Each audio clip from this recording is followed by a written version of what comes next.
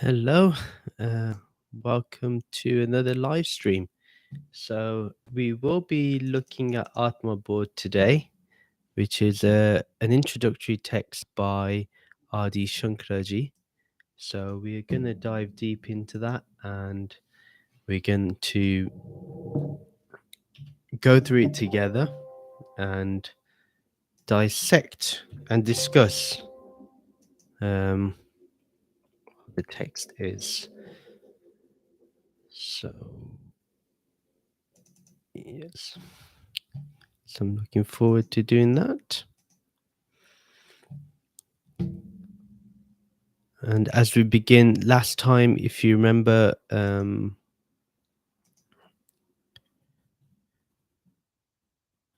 we looked at Tattva board and we went through those and we went through that text.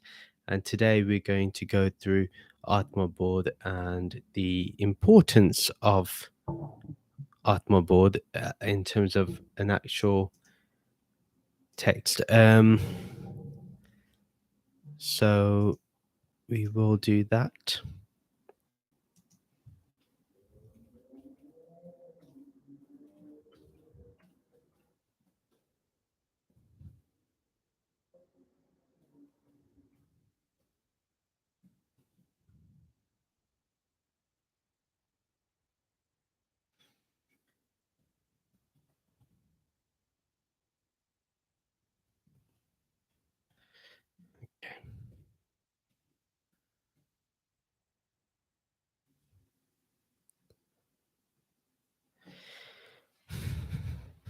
Okay, so in any introduction that's given in Advaita Vedanta, there is a certain level of requirements, we could say.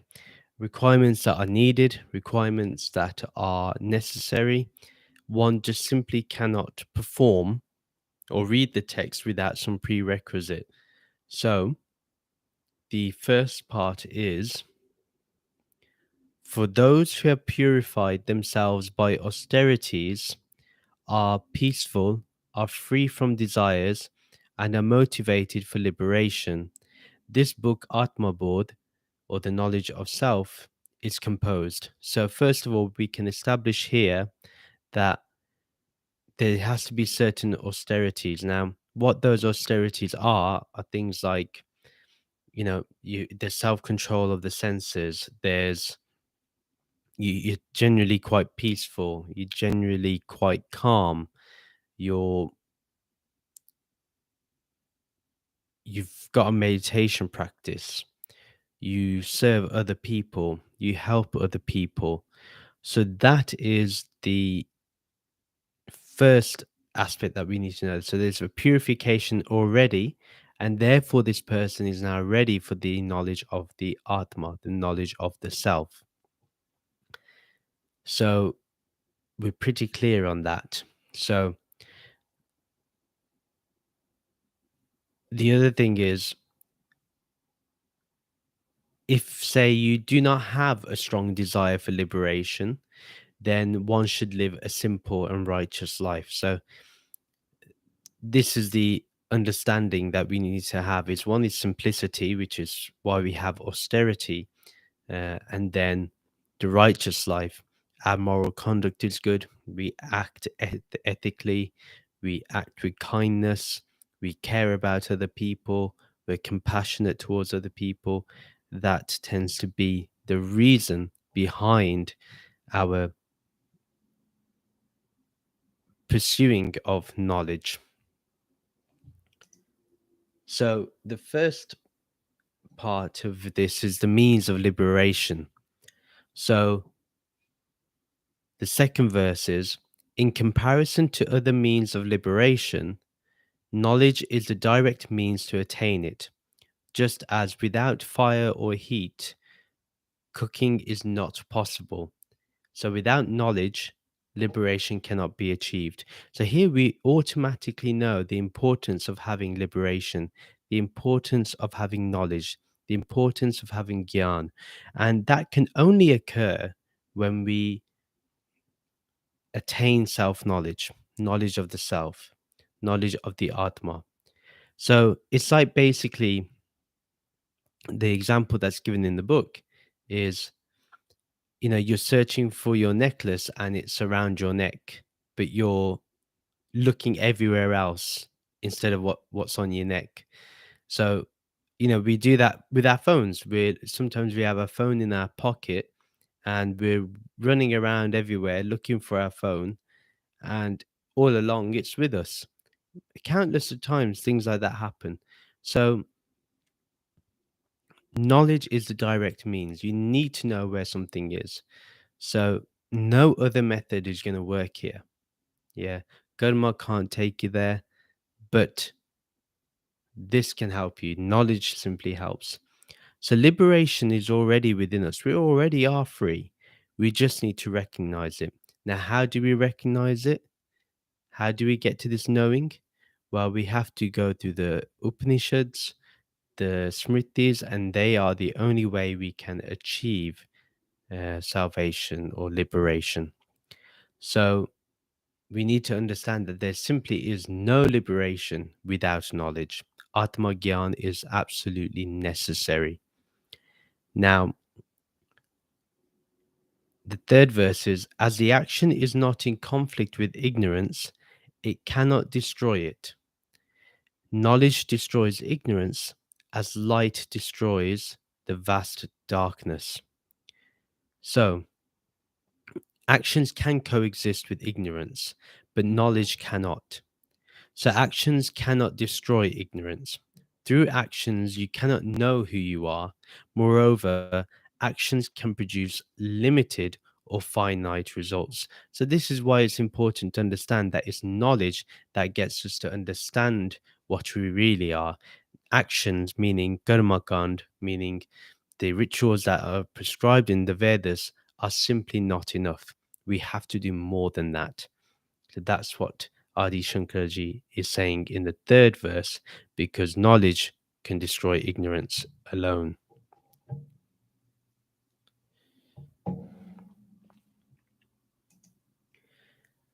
So, four, the Atma appears to be finite. Oh, sorry, the Jeev appears to be finite due to ignorance. When ignorance is destroyed, the self only remains abound, meaning without boundary, remains boundless. The the Jeev reveals itself automatically, just like the sun when the clouds go away. So the sun is always there. The blue sky is always there. Clouds may hide it, they may cover it, but the sun is always there. The sky is always there. Same thing. It is ignorance that has covered what our Atma is. Yeah, with this body and mind, we've associated our body and mind with it. Therefore, it's very difficult for us to understand that actually we are the Atma, we are Brahman, we are this absolute truth. So that is the important thing here. So one does not see any boundary in one's expanse. So not just boundary in terms of, you know, walls, but boundaries in terms of mind, of thought, and the fact that not just there in terms of we are limitless in everything. Bliss is limitless, joy is limitless, happiness is limitless. All these things are um, the aspects of the self. Now, this expansion of the self is not related to the body. So don't think that it's because of the body that there is expanse. No, the body has certain limitations and it has a boundary. It has flesh and bones, it has a structure. But this Atma has no structure. This Atma is limitless and boundless. When you are able to dive deeper into the Atma, then you understand its true essence, its true expansiveness. So, moreover, with the body, there's the duality of I, you, we, etc. So, this reality, which was hidden due to ignorance, because we thought we were this body and we associated the I or the me as the everything, um, this reality is then shown. It reveals itself like the shining sun that comes out of the clouds, the sky, the blue sky that appears after the clouds. So this self is beyond the realm of space, time, and is indivisible. So that's what we can understand when Adi Shankaraji says that this soul reveals itself, this Atma reveals itself. So we have to get comfortable with the idea that the Atma will reveal itself, not necessarily Karmakand or doing certain actions that are prescribed in the Vedas or other texts also. So, um, verse 5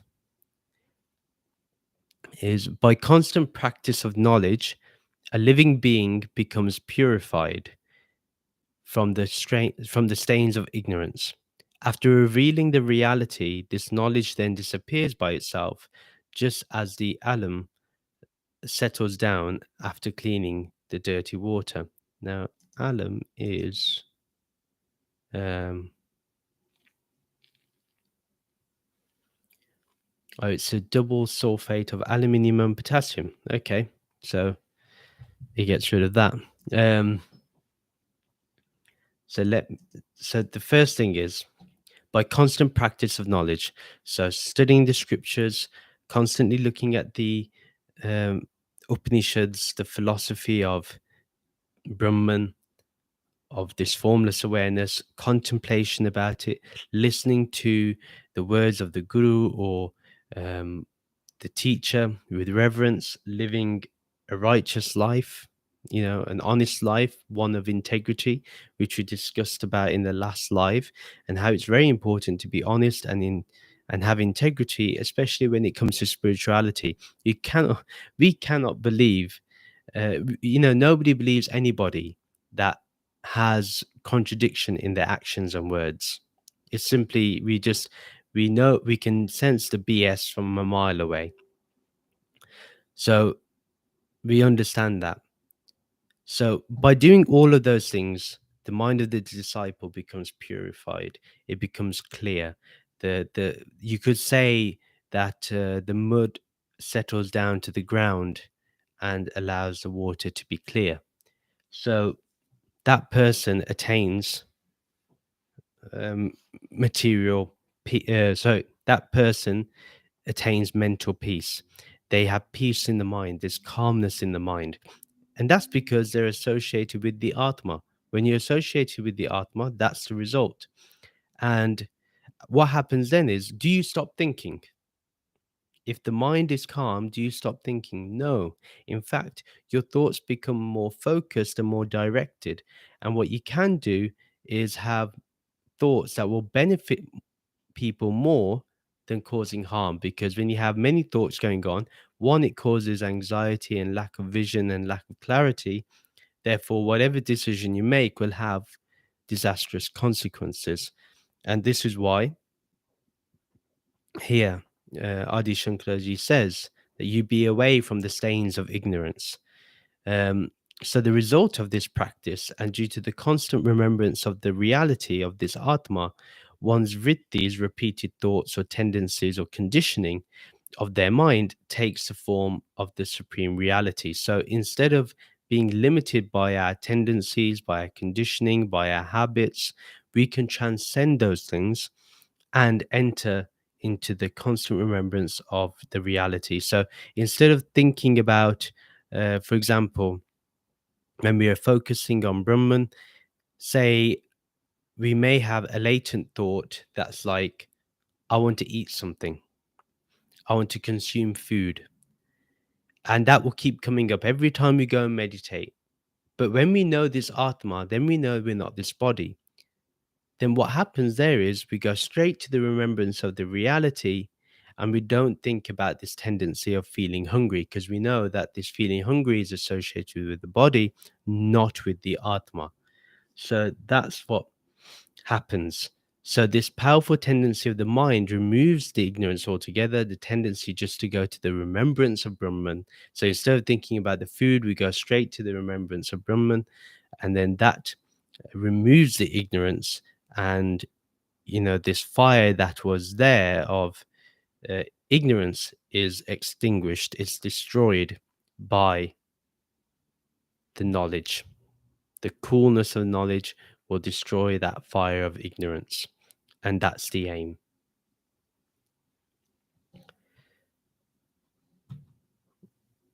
Here we go. Okay, so that was the means of liberation. As I'm not, if you have any questions, let me know. I don't plan to be on for long as I have to head out in 30 minutes. So if you do have questions, do let me know. And if not, I will continue because there's a lot to go through. So the nature of the world is the next bit. The world is like a dream which is full of attachments, aversions, etc. It appears as real until it exists, but turns unreal as soon as one awakens in wisdom. This is the one line you could say that defines the difference between the traditional understanding and neo-Advaita or pseudo non-duality. This is where the difference comes in. This is where the difference is shown. So the external world is not real because it loses its existence in that supreme reality as if a dream. So for example, when you wake up from a nightmare, even if you were killed in the nightmare, you know that you're alive because you just woke up, and whatever happened was going on in the mind. It was all projections of the mind. Now, similarly, what happens is you realize that this external world in the waking state is also not real because because then you know the ultimate reality, which is Brahman. So you know that this is all a beautiful illusion. That's all. But while you're in it, it's real, obviously. So, however, that non dual reality henceforth persists with us without any interruption. So, that non dual reality, that Nirgun Brahman, that ultimate reality, that formless awareness integrates itself and is there constantly in the background of our mind and is uninterrupted. It cannot be interrupted by the world and the senses and the beautiful tapestry of existence that we see. It doesn't get absorbed by it. Yes, this reality remains there. So this verse also indicates that if this world is not real in any existential sense, there's no point in being attached to it or to be averse of it, because if it's unreal on the ultimate level, then there's no need to be against it and there's no need to be for it. Like some people will say that because I'm spiritual, that if I'm spiritual, then I don't need to do any of this. Or what's the point of the world if I am just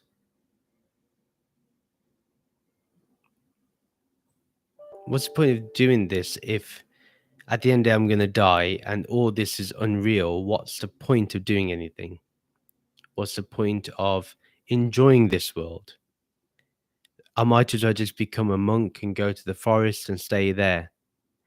That's not the way. Or, some people totally dislike the world after. That's not what's being talked about here. So there's no need to have a version of the world. If you essentially it's unreal and is an illusion, you enjoy it. There's no need to be attached to the enjoyment. You just enjoy it for what it is. You take for it what it is.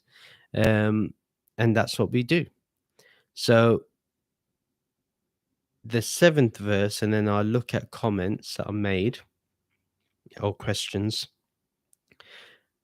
The world continues to look real as long as the non-dual supreme reality, which is Brahman, this Nirgun Brahman, which is the basis of all this creation, is not known. This illusion is as if the shining sand looks like the silver until examined carefully and closely. So the way to understand this more clearly is For example, there's an illusion that is created when there's sand particles.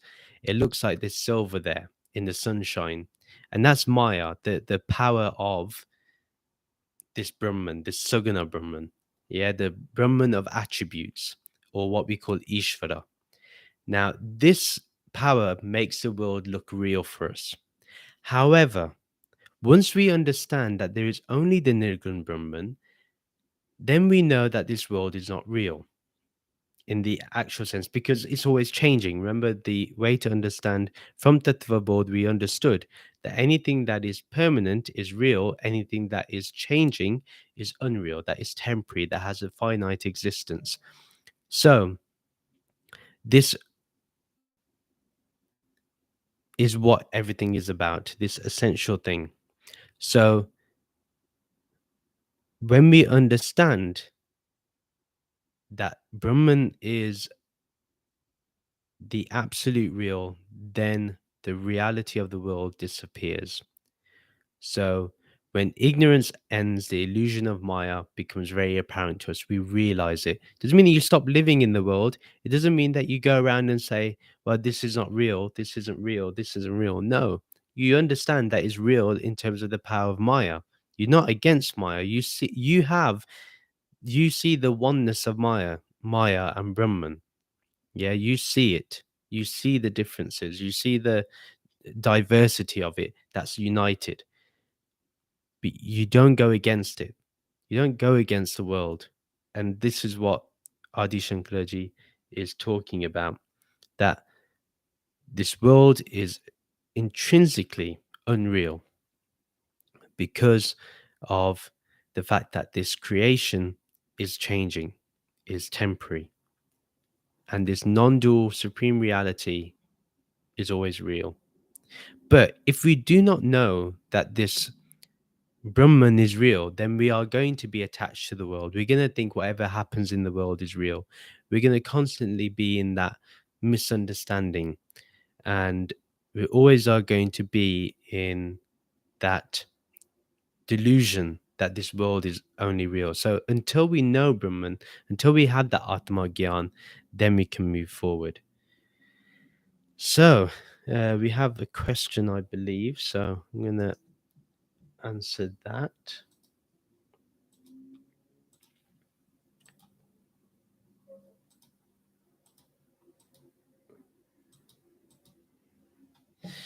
Right. So no one is listening. Are you saving it for later? One, I don't do these things for views. And yes, I do save it for later. I do keep them. Um, I do them because I enjoy doing this and it helps me, first of all. So, yeah, I don't really care about the views as much. I try to remain away from the attachment to the results. Um, People have fallen to low consciousness that they don't embrace such beautiful, enlightening podcasts. Thank you. I wouldn't like to say that people have fallen to such low consciousness. Um, I have hope in humanity. um, but you know, when the time is right for people to listen to these type of thoughts, um, it will come out, Vikramji. So it's it's all about timing and when people are ready. So if you're ready, that's more than enough. That's all you need. And then you ask, do we have free will? I'm always asked this question, and my answer is always the same, that you you do have free will. At the end of the day, when you wake up in the morning, you decide what you're going to do. Whether you're going to go to work in the morning, whether you're going to have a cup of coffee. So you have free will to decide that. There's no one writing out somewhere that, Vikram is going to get up in the morning and he's going to get a cup of coffee and is going to then go to work. Then he's going to have a good day or a bad day. Nobody's writing anything. Nobody is dictating what your life should be. So in my opinion, um, you do have free will because you get to decide what's going to happen. What you don't have any free will over is how other people are going to react to what happens or how the elements are going to react to what you do. So that is something you have no control over, or I have no control over that too. So you do have free will, and yet you don't have free will. Yeah, it's not a simple answer, but there is no God out there deciding what's going to happen to you. Everything that you see in this world is defined by the laws of nature, and that includes human beings. If there was a God that was deciding things for us, then I don't think it'd be such a crap world, if I'm honest. It's full of suffering. Why would a wonderful and omnipotent God and omniscient God something out of create something and then really mess it up? And then at the same time ask for us to believe in him or it, whatever it is. So I don't think um, God necessarily has a will. I know that your question doesn't uh, imply that, but when we normally think of free will or the opposite is thought of as God's will. So yeah, in my opinion, it doesn't really matter.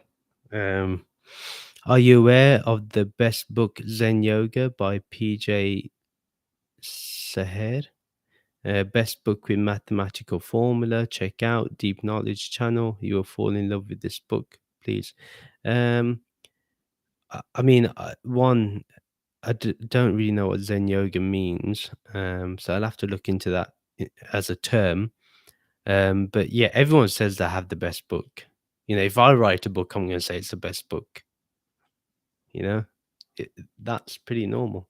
So yeah, but I mean, I'll check it out. But it's gonna go. I have a long list of books to read, so you'll be here for a while. But yeah, I'll take a look at it. Um, oh, Jimata, the 108. Oh, I think I'm just gonna keep calling you that for now. Um, I think that such knowledge enters an active mind and gets bounced around like a pinball of pre-existing concepts. I wonder whether it's better received and processed after meditation. Absolutely. Actually, you're very right, Dimitri, G, in the sense of that when we when we've meditated or when we're in the process of meditating and then we listen to something, it is more pious. It is more we do see more of the nuances. We capture more of the nuances. So definitely, I agree with you that you have less pre-existing notions and concepts uh, after meditation.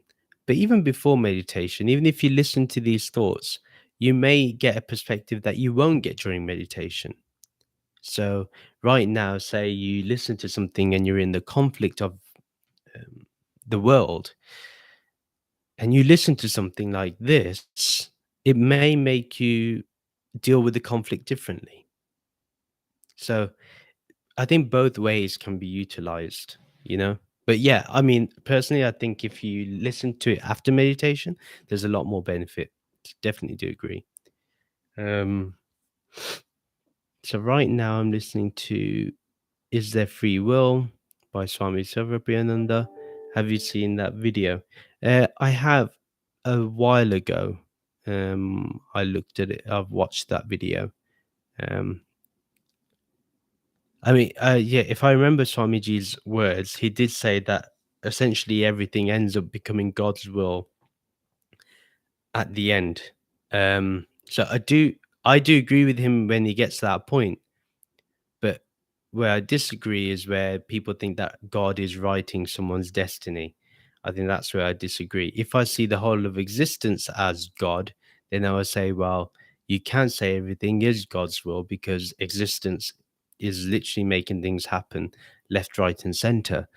You know, for example, when I go out on the road, it's the will of other people to drive sensibly so I will not get in an accident as I be driving sensibly.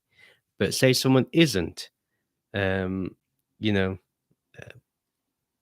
or the other way to see it is if you see everyone as the divine, then everything is divine's will. So then you get rid of that too. So there's different ways to see that point. But yeah, and I do love Swami Sarvabhayanandaji. He's amazing, an absolute gem, and he's one of the few gurus that I say are genuine. So especially in the mainstream, so to speak.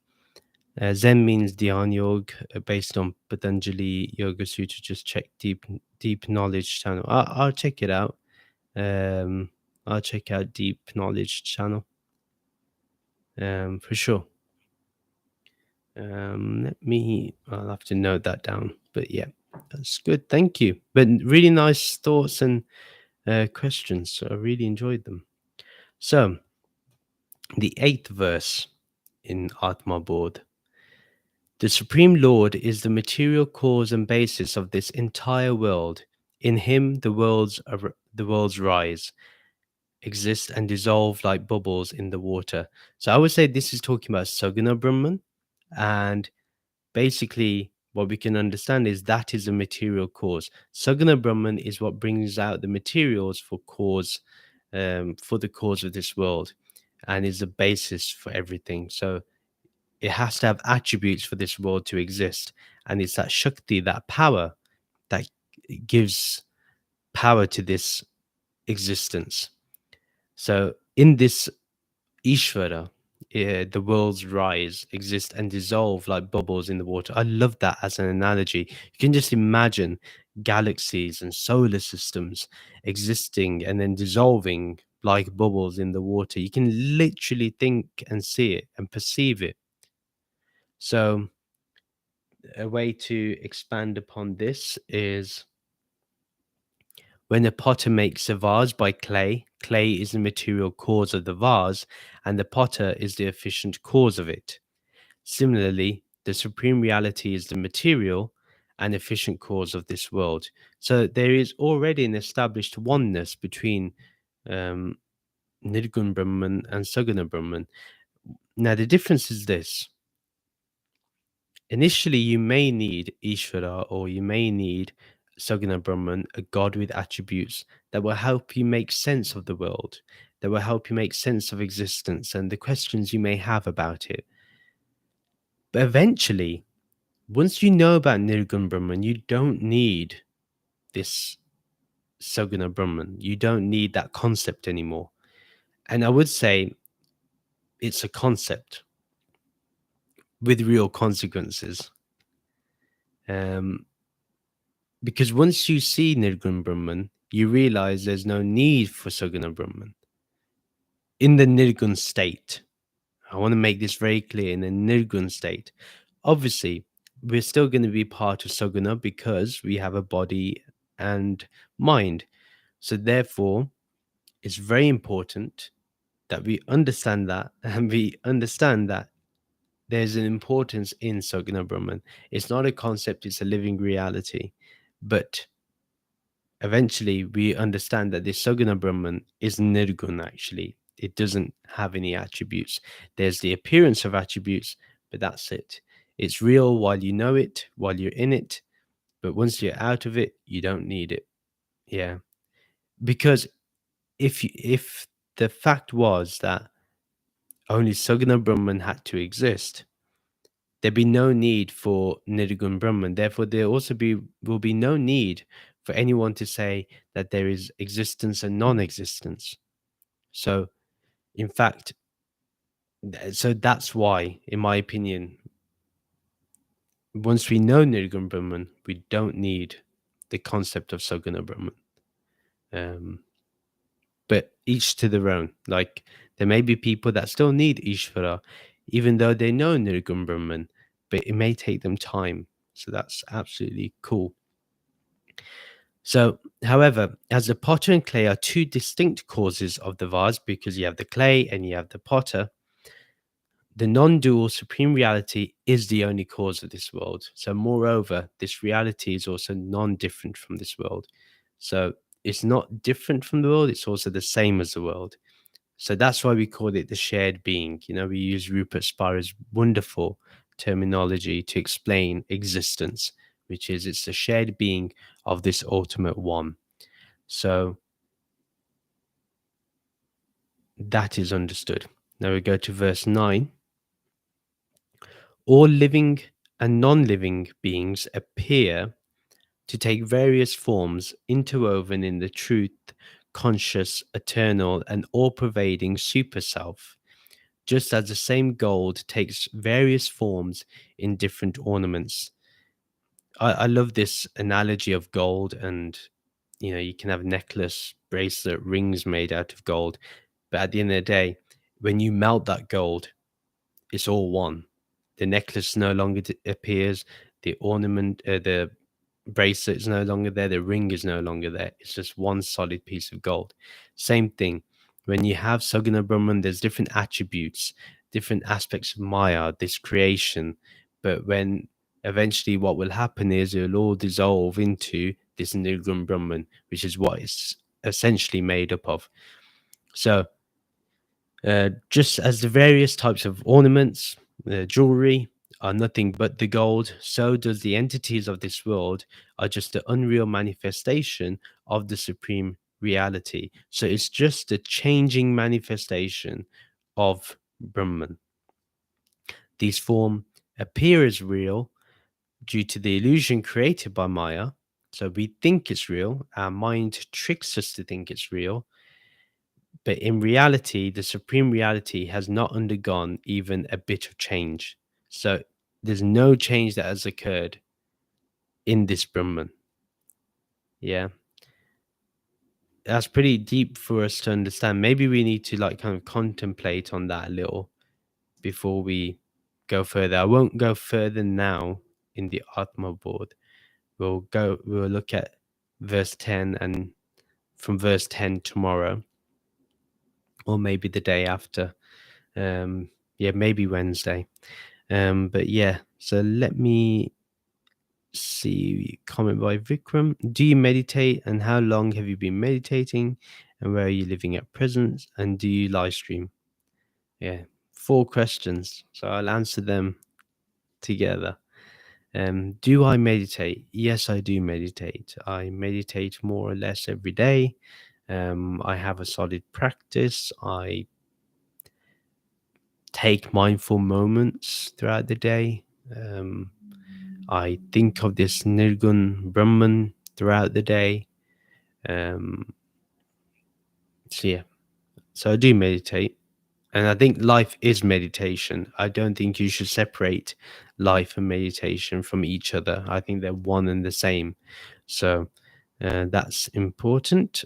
And how long have I been meditating? I started meditating in 2010. So it's been 12 years where I've had a solid meditation practice. And where am I living in present? I'm living in the United States. And do I live stream? Well, one, I'm live streaming right now, and also I do live stream. Sometimes I also have TikTok on at the same time. Today I didn't do it because I was just didn't want to. And but yeah, I am now going more on YouTube live because I think there's more you can do with it. So yeah, I do live stream. And my purpose really is to do 2 things. One, show the foundation and the importance of understanding their foundation in non-duality, and at the same time showing by doing reaction videos the issues with pseudo non-duality, or what we term as neo advaita. So that's important for me. So yeah, so yeah, we'll do final 10 minutes of questions. Do like and continue to chat on this live stream. Do subscribe if you're not subscribed right now. be greatly appreciated. Check out my podcast. It's really cool. Yeah.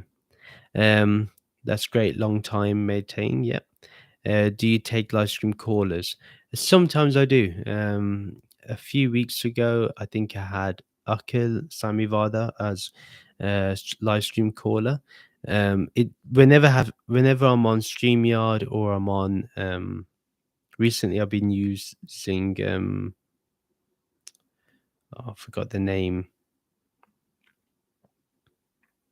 But yeah, whenever I'm using a website like StreamYard, or I think it's Ustream or something like that. Whenever I use that, um, I can tell you what it is. Oh, Restream. Whenever I use that, I do take live. I can take live stream callers. I tend to use it for reaction videos, but yeah, maybe one day we'll do more, you know, live stream calling. But yeah.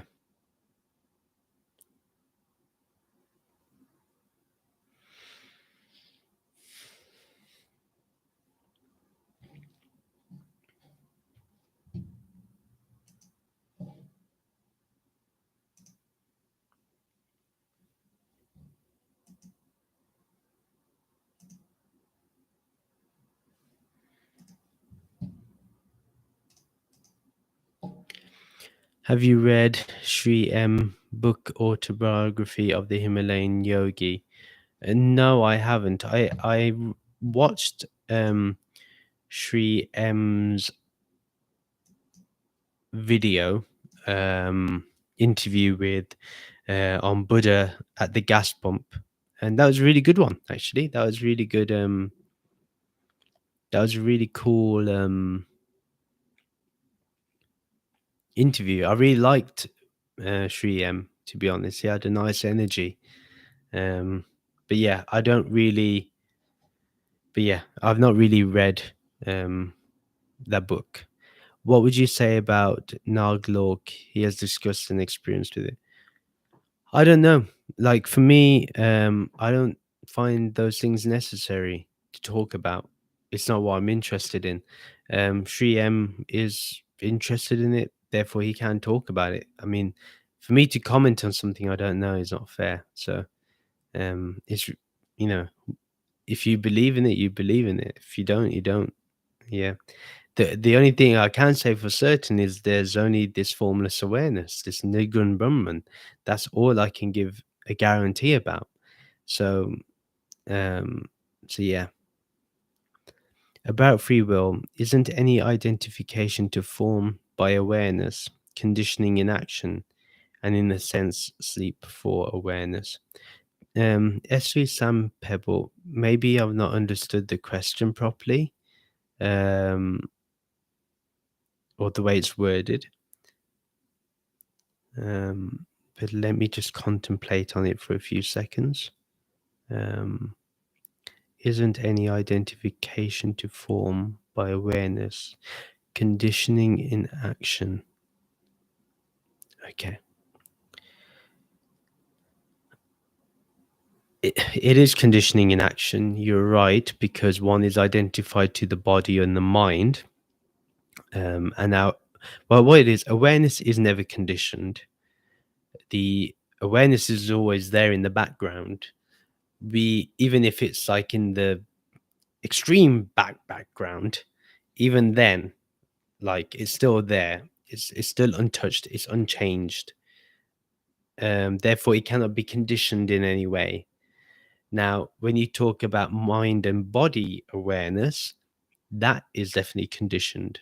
When we identify to it, we limit our awareness just to this structure.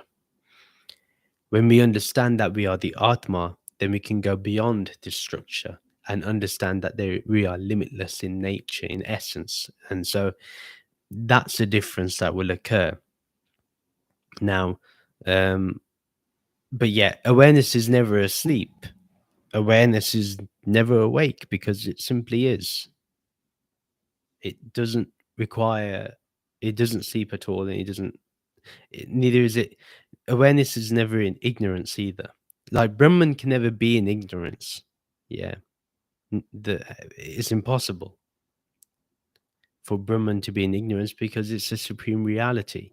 So that supreme reality can never be in ignorance, and never, and neither is it realized. Like in terms of neither is it enlightened, because to imply that there is enlightenment and there is ignorance is to imply that Nirgun Brahman goes through changes, but Nirgun Brahman is changeless. We've just discussed that briefly in Atma board. So I hope I'm answering your question. Um, but yeah, it's um, but yeah, it, awareness is never asleep. And even if if I look at your question a bit more and say, well, do our senses sleep? No, our senses will continue as long as we have the body and mind. Our senses will have to function. The difference is how it does function. So do we, when it functions, are we attached to it or are we detached from it? So that's the thought process. And can we control our senses? So for example, I always give that example of the chocolate cake. If I see the slice of chocolate cake, but I've had my dinner, I've already had a dessert. Maybe I had tiramisu. I'm telling you all my favorite desserts right now. So, but say I've had a tiramisu, it was amazing, and then there's a chocolate slice of chocolate cake. Now my senses will be like going crazy, saying, "Yo, you should eat that chocolate slice of chocolate cake. Who knows if you're gonna live tomorrow?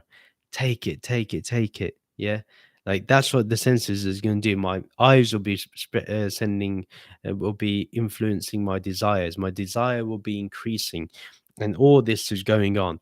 Now, our intellect, our buddhi, is trained enough to say, "Well, Rahul, you just had tiramisu. You don't need that slice of chocolate cake. Don't be greedy." So then what happens is the senses are never asleep. They are put under control by the buddhi, by the intellect.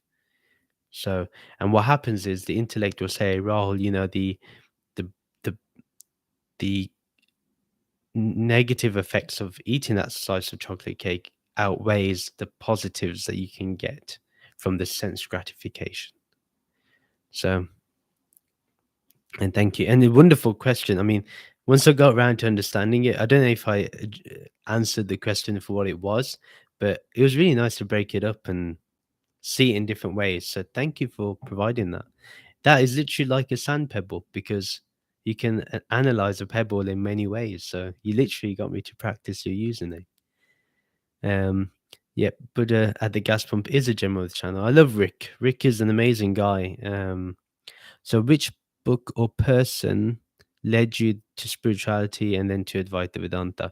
So I would say it was Osho that led me. I wouldn't say he led me into spirituality, but led me into Advaita Vedanta. It's through Osho I got to know about Ramana Maharishi, and and it was quite interesting because he always spoke positively about Ramana, which was unique and different. He always had a criticism for everyone, but for Ramana, he never had a criticism. So Ramana Maharishi was my first introduction to Advaita Vedanta. And then obviously, when you know Ramana, either you can go on the pseudo non-dual route or the neo-Advaita route, or you can go through understanding the Upanishads, and Adi Shankaraji's works too. So you have that choice to make at that time. As much as I would say the neo-Advaita route was more appealing because it was like a shortcut, but I'm glad I took the long route and I took the longer journey. It has proven to be more fruitful today. So this is the last question I'm going to answer when you said which book or person. So Osho led me to Advaita Vedanta, but in spirituality, I was very fortunate to grow up in a spiritual household. We had a guru in our family. So, meaning we had a family guru. So, I followed my master, surrendered to my master, and whatever I have today is a gift from him. So, um, I it's all thanks to my guru for everything. It's his grace that has got me this far and will take me further too. So, yeah. Last question from you, Dimitri GJ Martha, the 108. Do you think that the Neo Advaita shortcut is guaranteed to get you there? No, it's not going to guarantee to get you there. You will only have a short, unless you have a real awakening and a full assimilation of the supreme reality, and you're able to integrate it into your uh, body mind structure, the name and form of your existence, and you're able to see the oneness and understand the beauty of duality. I don't see they're they're they're gonna get there, in my opinion. All they have is a short glimpse of an intellectual understanding, but not the complete picture. And that's unfortunate. So I think it's going to take them a long time if they will. And what happens is because it's an echo chamber, they um, they just they don't progress further because they think they know it. So it's a whole thing of, if you think you know everything, then where is the room to learn? That Zen's parable is beautiful, where um, a student goes to the master, seeking initiation, seeking discipleship, and the Buddhist, the Zen teacher asks, "Well, so what do you know about the nature of emptiness, say, or of nirvana, whatever concept you want to use?" And the disciple gives his elaborate explanation. Then the Zen teacher asks, "Well, would you like a cup of tea?" And the seeker says, "Of course." So the master pours a cup of tea, and the tea is filling up the cup. Eventually, it's filled up, and the master continues to pour, and the tea spills onto the saucer, and then onto the table. And the student's like, "Stop, stop, stop! What are you doing? What are you doing? That's enough tea for me. I don't need any more." And the teacher said, the master turns around and says, "Well, you're just like that teacup. You're so full, and until you empty yourself, can there be room for further knowledge and experience?" So this is the thing with the Neo-Advaita or the pseudo non-duality scene, that they are completely they can never get it because they're so full of the emptiness that they're talking about. So yeah, but so yeah, Vikram, I have a longer beard than you. Nice, nice.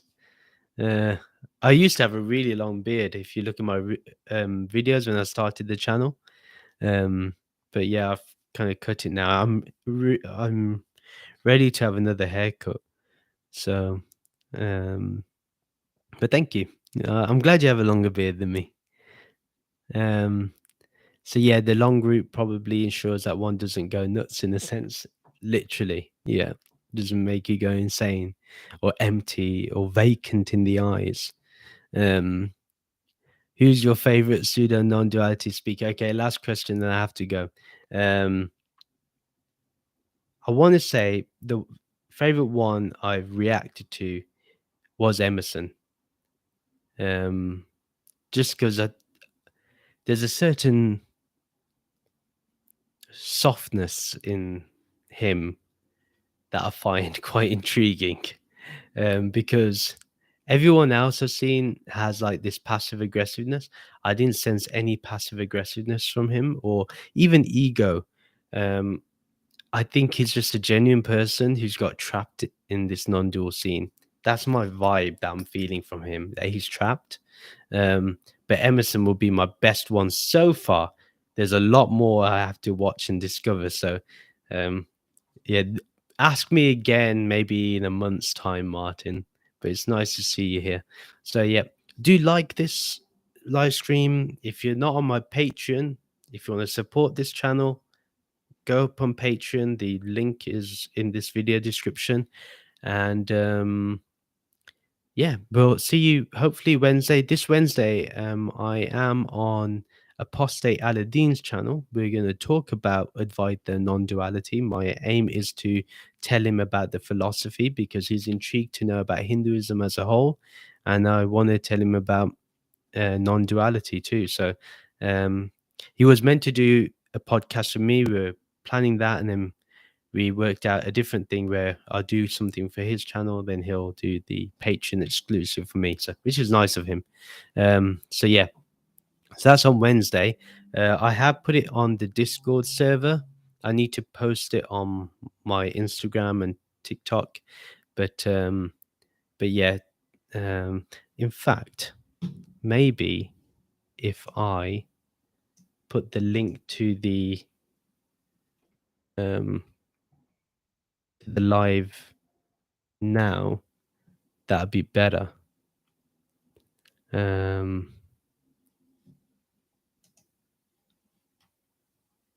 So it's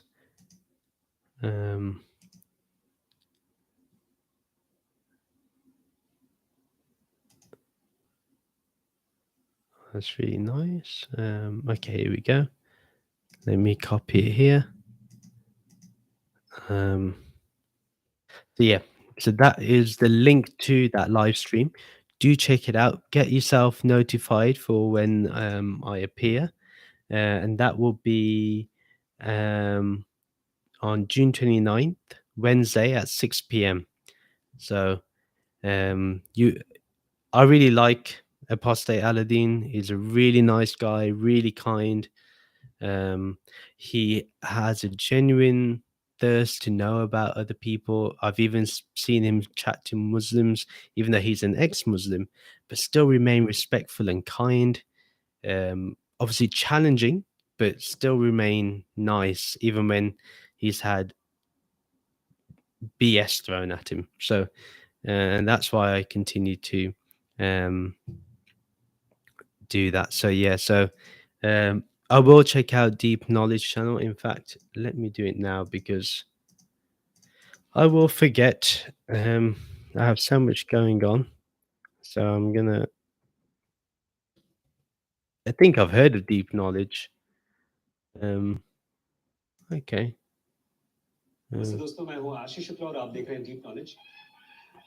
Okay. He speaks in Hindi, I'm assuming.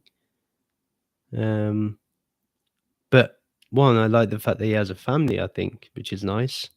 So yeah, I'll take a look at that. Really nice. Okay. So thank you very much, everybody. Take care, and I shall see you again. Hopefully, Wednesday tomorrow is my wedding anniversary, so I'm going to spend time with my wife, which is important. And then Wednesday, I'll try and come on before I go on to Aladdin's channel. If not, then I will be back on Thursday. Okay. Thank you. Take care, everyone. Bye.